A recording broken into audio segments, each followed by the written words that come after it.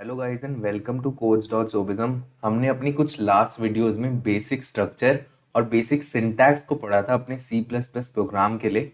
और आज की वीडियो में हम डेटा टाइप्स को समझने वाले हैं। डेटा टाइप यार बहुत इंपॉर्टेंट टॉपिक है कंप्यूटर प्रोग्रामिंग में। कोई भी लैंग्वेज आप पढ़ो, डेटा टाइप आपको ज़रूर पढ़ना होगा। और इसीलिए हम C++ में भी डेटा टाइप से ही शुरू कर रहे हैं। तो यहाँ डेटा टाइप होता क्या है इन computer programming? A data type is an attribute of data which tells the compiler or interpreter how the programmer intends to use the data। इसका मतलब प्रोग्रामिंग में यार डेटा टाइप एक ऐसा एट्रीब्यूट है डेटा का विच टेल्स द कंपाइलर, मतलब compiler या इंटरप्रेटर जो हमारे कोड को मशीन कोड में कन्वर्ट कर रहा है, उसको बताता है कि हमारा जो प्रोग्रामर है वो कैसे उस डेटा को यूज करना चाहता है। सिंपल वर्ड्स में बोलूं तो एक डेटा टाइप स्पेसिफाई करता है the type of data that a variable can store such as integer, floating, character etcetera. हमारे जो प्रोग्राम होते हैं उसमें हमें वेरिएबल बनाने होते हैं। इनके बारे में बहुत अच्छे से हम पढ़ेंगे। लेकिन जो वेरिएबल्स हमारे होते हैं उनमें हम जो डेटा स्टोर करते हैं उसका टाइप क्या होता है, उसी को हम डेटा टाइप बोलते हैं। जैसे इंटीजर एक डेटा का टाइप है और 23 उसका डेटा है, तो 23 को हम डेटा कहेंगे और इंटीजर को हम बोलेंगे डेटा का टाइप, मतलब डेटा टाइप। वैसे आप फ्लोटिंग पॉइंट जो नंबर होता है 24.56, ये जो नंबर है ये एक फ्लोटिंग पॉइंट नंबर है। तो ये हमारा डेटा हो गया और ये जो है ये हमारा डेटा टाइप हो गया। वैसे ही कैरेक्टर यार ए, बी, सी, डी, ये सब कैरेक्टर्स है। तो ये कैरेक्टर्स तो हमारे डेटा हो गए और कैरेक्टर हम बोलते हैं वो डेटा टाइप होता है। तो हर तरीके के डेटा के लिए हमारे पास एक डेटा टाइप होता है और ये बहुत इजी है यार। इसका मतलब डेटा का टाइप जो है उसी को हम डेटा टाइप बोलते हैं। इंटीजर टाइप के जो डेटा टाइप्स होते हैं उनके लिए हमारे पास एक कीवर्ड होता है इंट, और इंट हमारा 23, 0, 95, -35 ऐसे नंबर्स, मतलब ऐसे डेटा को स्टोर करता है। वैसे ही फ्लोटिंग पॉइंट नंबर के लिए हमारे पास होता है फ्लोट और कैरेक्टर्स के लिए होता है हमारे पास कैर। तो कैर में हम यहाँ पर ए, डी, एफ और ऐसे ही कैरेक्टर्स को स्टोर कर सकते हैं। फ्लोटिंग पॉइंट नंबर्स में हम 23.45, 33.56 ऐसे नंबर्स को स्टोर कर सकते हैं। तो फ्लोट, कैर और इंट ये तीनों हमारे होते हैं कीवर्ड्स और ये अलग अलग डेटा टाइप्स के लिए कीवर्ड्स हैं। इंटीजर के लिए इंट कीवर्ड होता है, फ्लोटिंग पॉइंट नंबर के लिए फ्लोट कीवर्ड होता है, कैरेक्टर्स के लिए हमारा कैर कीवर्ड होता है। इन सारी चीजों को बहुत अच्छे से समझना है यार। जब भी एक वेरिएबल हम बनाते हैं तो उस वेरिएबल में हमें डेटा को स्टोर करना होता है और कौन से टाइप का डेटा हमें स्टोर करना है वो हमारा बताता है डेटा टाइप। हमारा जो प्रोग्राम है उसे पता होना चाहिए कि कौन से टाइप का हम डेटा स्टोर कराना चाहते हैं, जब भी हम उस वेरिएबल में डेटा को स्टोर करा सकते हैं। तो आई होप आपको बेसिक डेफिनेशन डेटा टाइप की बहुत अच्छे से समझ आ गई हो। और एक चीज और बताना चाहूंगा कि अगर हमारा कैर टाइप का डेटा टाइप है तो उसमें हम 23, 45 स्टोर नहीं करा सकते, बस कैरेक्टर टाइप का ही डेटा हम स्टोर करा सकते हैं। और वैसे ही इंट के लिए भी होता है। मान लो अगर आपने इंटीजर टाइप का एक वेरिएबल बना दिया और उसे हमने इंट यूज करके बनाया है, तो उसमें अगर आप ए, बी, सी ऐसी चीजें डालोगे तो वो यार एरर थ्रो कर देगा। तो डेटा टाइप्स तो हम समझ गए, अब हम डेटा टाइप्स के अलग अलग टाइप्स को देखते हैं। तो यहाँ पर यार जो डेटा टाइप्स होते हैं वो हमारे 3 पार्ट्स में डिवाइडेड होते हैं: primitive data types, derived data types और user defined data types.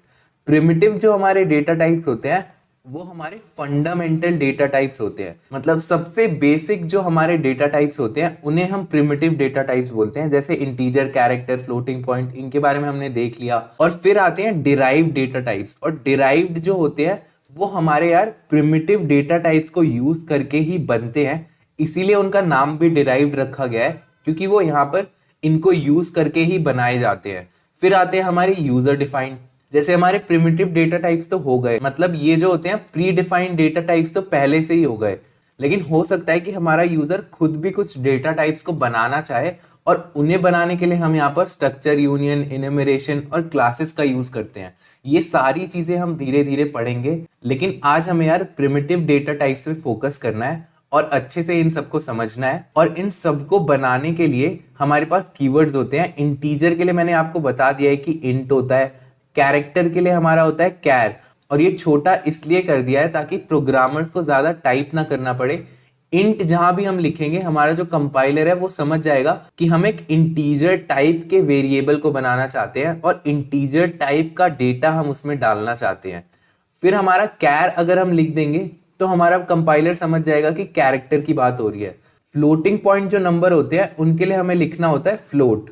Double floating point numbers जो होते हैं उनके लिए हमारा बस डबल ही होता है। और इन दोनों में डिफरेंस क्या है यार, फ्लोटिंग पॉइंट जो नंबर होता है वो कम प्रेसिजन वाला होता है, मतलब हमारे 23 पॉइंट के बाद थोड़ी कम प्रेसिजन रहती है, और डबल फ्लोटिंग जो पॉइंट होता है उसके बाद 23 के बाद हम बहुत ज्यादा प्रेसिजन तक, मतलब बहुत बड़ा नंबर लिख सकते हैं।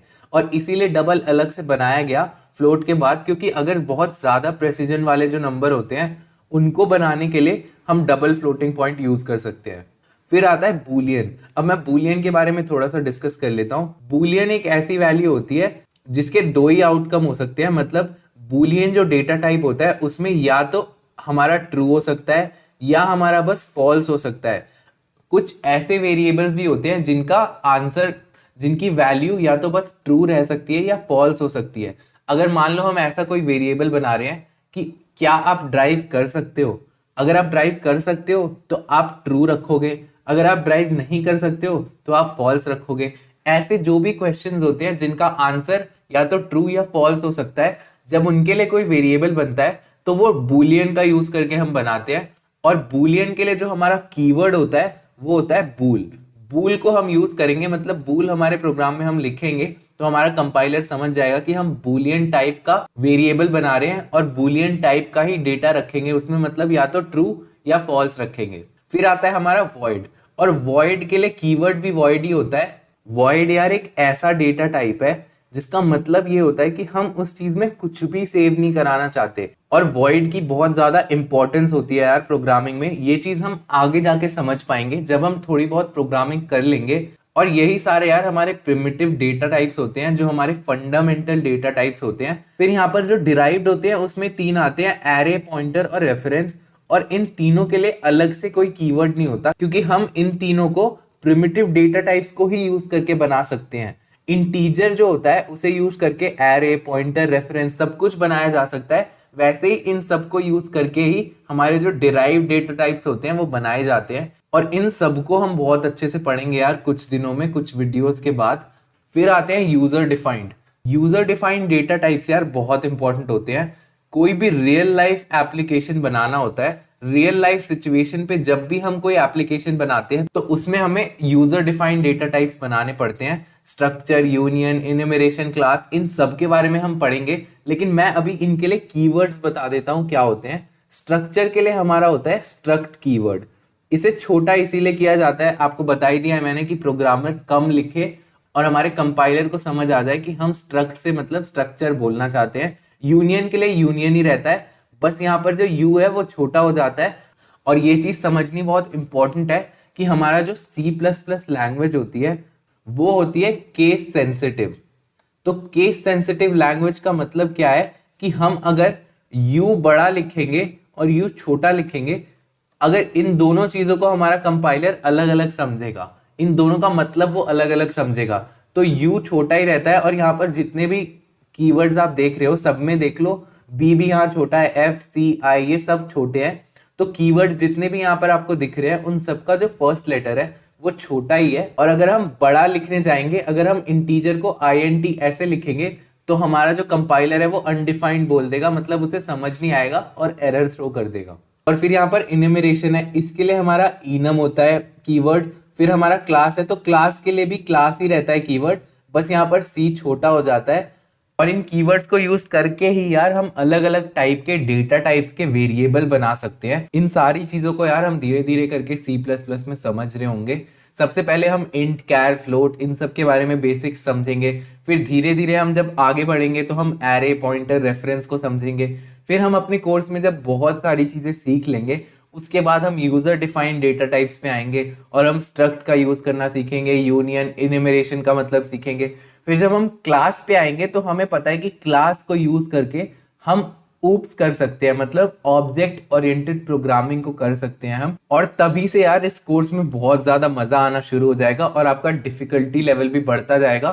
तो गाइज आई होप आपको ये डेटा टाइप्स का टॉपिक पूरा समझ आया हो। और हम यार अपनी नेक्स्ट वीडियो में वेरिएबल्स को पढ़ने वाले हैं, और वहां पर हम देखेंगे कि कैसे एक वेरिएबल को बनाने के लिए हमें डेटा टाइप्स का यूज करना होता है। हमें डिफाइन करना पड़ता है अलग अलग डेटा टाइप्स के वेरिएबल्स को, और प्रिमिटिव डेटा टाइप्स से हम शुरू करने वाले हैं, इन पे मेन फोकस होगा। और धीरे धीरे कोर्स में आगे बढ़ते हुए हम डिराइव्ड और यूजर डिफाइंड को भी पढ़ रहे होंगे। तो मैं बस ये चाहता हूँ कि आप वीडियो को लाइक करो, मेरे चैनल को देखो और इस प्लेलिस्ट की नेक्स्ट वीडियो पे जाओ। तो guys thank you and I will see you in the next video.